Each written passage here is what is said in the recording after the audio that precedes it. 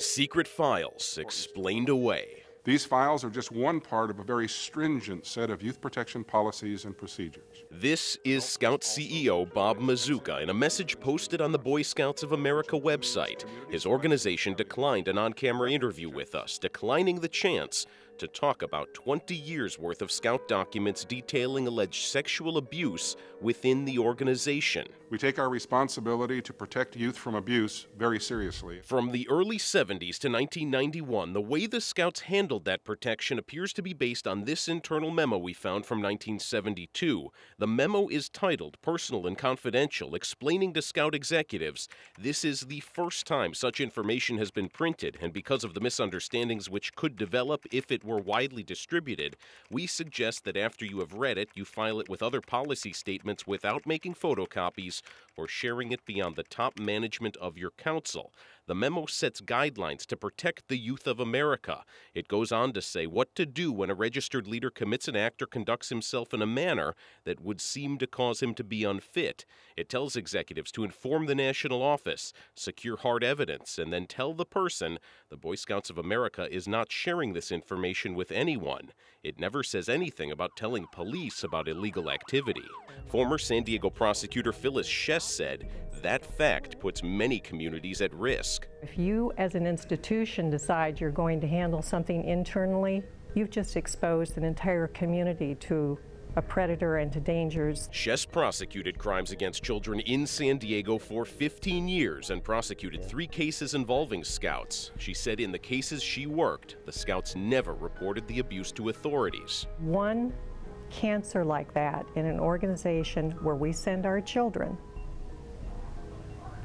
means that the entire organization can be infected. And as a parent, as a community member, I would never trust them. Just because of this culture.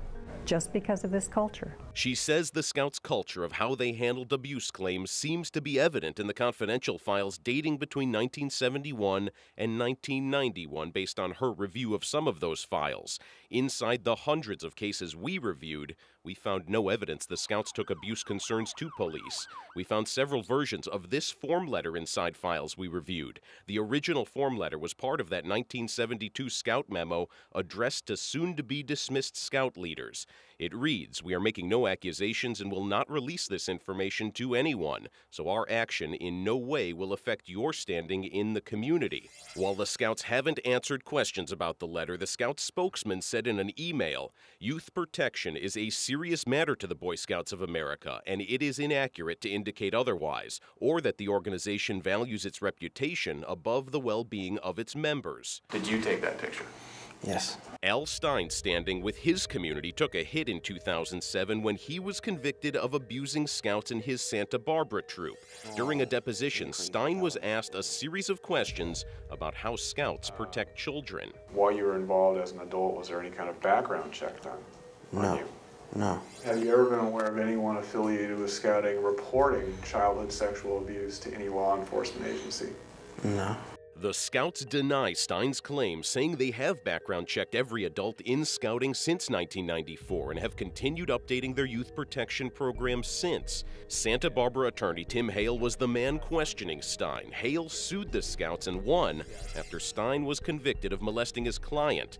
Part of the court decision forced the Scouts to release all of its confidential files since 1992, but those files remain hidden because the Scouts are appealing the decision. One of the most disturbing things we've discovered is the fact that for decades now they have been receiving reports of abuse and quite often not reporting them to law enforcement. The Scouts' national spokesman told us the confidential files are simply a list of individuals the Boy Scouts of America either wants to remove from or prevent from joining the organization, that they are not used for any other purpose.